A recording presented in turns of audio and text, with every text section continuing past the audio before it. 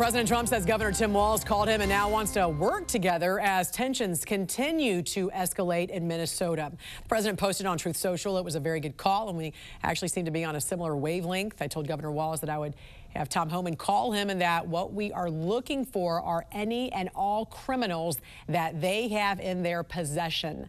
We've had tremendous success in Washington, D.C., Memphis, Tennessee, and New Orleans, Louisiana, and virtually every other place that we have touched. And even in Minnesota, crime is way down, but both Governor Walz and I want to make it better.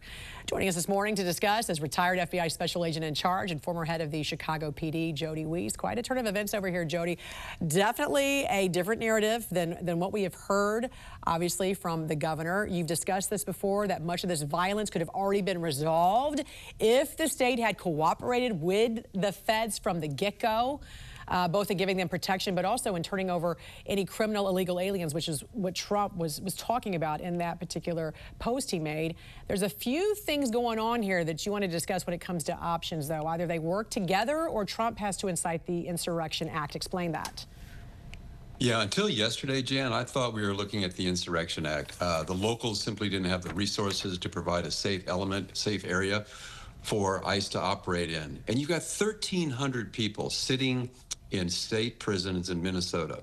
Now, I don't think too many of these people will be your neighbors. They're convicted, not charged, convicted of murder, convicted of child rape, convicted of human trafficking. So I know they talk a lot about neighbors. I don't think you or I or any normal person would want them as your neighbors. But you know what? Until yesterday, I thought the only chance to bring peace to the streets was the Insurrection Act. But you know what we saw yesterday was the art of the deal. You've got President Trump talking to the governor, and he sends out Thom, who I think is the leading expert on immigration enforcement in the country. So I think we have reason to be optimistic. If you think about it, Homeland actually got the Presidential Rank Award from President Obama. So here's a guy who has worked with multiple administrations, sitting down and trying to probably work out a way where both sides can claim victory. I was going to say, because one thing that a lot of critics say you can't do is you can't pull out, because then you're showing that all you got to do is riot and get real crazy, and then the federal government will leave your town. That's the message it would send if they pulled out, correct? Yeah, 100%. It's got to be something that both sides can claim we were successful. They've had great success there. They've arrested a lot of people. But yeah, you can't say like, we riot, you leave. So there's going to have to be something worked out. Maybe all president, if you've got to reduce the footprint, you've got to calm the emotions a little bit. But you are 100% right. You can't leave and just say, this is the blueprint for future blue cities. Have riots and you'll force the feds out. These developments come as reports indicate the FBI investigating the alleged coordination and funding of the destructive demonstrations, with increasing evidence that these anti-ICE groups are using encrypted online platforms like Signal to track and target federal agents. What do you know about this? Yeah, Signal's a really good app if you want to engage in clandestine operations. It's effective. And these things don't just happen.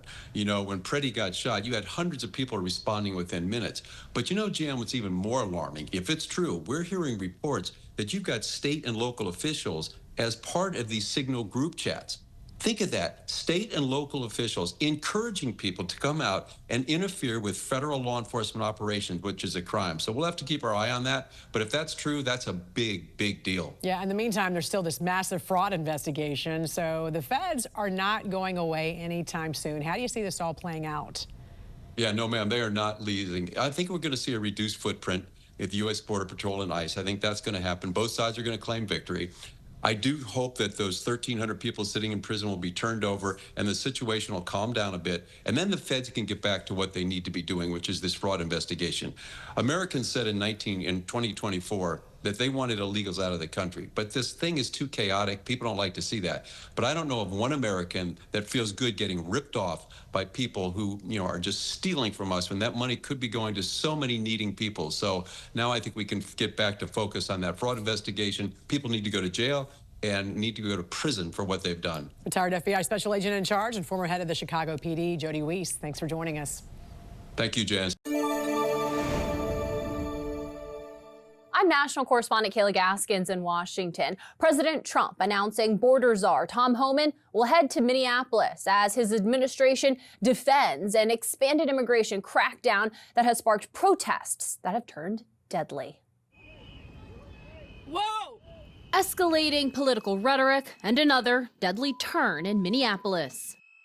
Nobody in the White House, including President Trump, wants to see people getting hurt or killed in America's streets. President Trump announced he is sending border czar Thom Homan to Minnesota following the Saturday shooting of a protester by federal agents in the Twin Cities.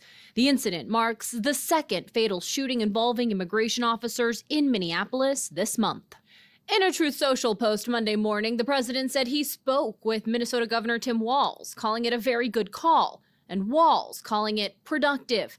Trump telling Walz he wants them to turn over all illegal immigrants in state prisons and jails. He also wants local and state authorities to work with federal forces on the ground. If Governor Walz and Mayor Frey implement these common sense cooperative measures that I will add have already been implemented in nearly every single other state across the country, Customs and Border Patrol will not be needed to support ICE on the ground in Minnesota. The Trump administration has blamed state and local leaders for language it says has encouraged protesters and created dangerous and chaotic conditions on the ground. This tragedy occurred as a result of a deliberate and hostile resistance by Democrat leaders in Minnesota. For weeks, Governor Walz and the Mayor Jacob Frey and other elected Democrats were spreading lies about federal law enforcement officers. Such as Governor Walz comparing ICE in Minneapolis to the Nazis in 1930s Europe. We have got children in Minnesota hiding in their houses, afraid to go outside. Many of us grew up reading that story of Anne Frank. Somebody's going to write that children's story about Minnesota. Democrats and local leaders in Minnesota, however, say the real issue is what they call excessive force by federal agents and the defense of what they see as indefensible actions. This shooting has led Minnesota officials to mobilize the National Guard as protesters clash with federal agents, and demands for accountability have come from lawmakers on both sides of the aisle, calling for transparent investigations. In Washington, I'm Kayla Gaskins. I'm Angela Brown in Washington, D.C. A political fight unfolding on Capitol Hill. President Donald Trump once again going after sanctuary cities, and a gut check for Democrats over ICE funding. In the last 48 hours, the killing of Alex Pretti, a 37-year-old ICU nurse by federal immigration agents in Minnesota, is exploding into a national crisis.